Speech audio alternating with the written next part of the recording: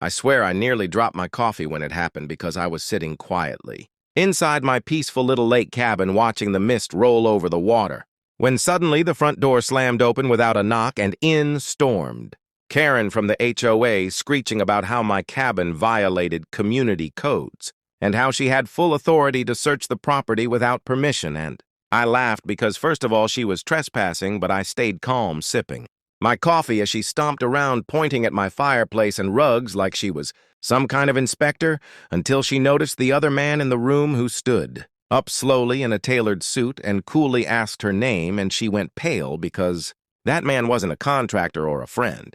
It was the state attorney general himself, who had come to discuss an environmental initiative with me since I donate part of my land to conservation, and Karen realized too late she had just illegally busted into a meeting with one of the highest-ranking officials in the state, and when she tried to bluster about HOA rules, he pulled out his badge and told her she had just committed trespass, intimidation, and disruption of a state meeting, and her jaw dropped as deputies who were waiting outside came in to escort her away in handcuffs while she shrieked about bylaws that suddenly meant nothing, and I stood there in absolute silence, sipping my coffee, watching the woman who thought she ruled my lake community dragged across my porch in front of her fellow HOA cronies who had gathered to cheer her on, only to see their queen bee hauled away in total disgrace. And I'll never forget the way the Attorney General shook his head and said, "People like that forget who really makes the rules."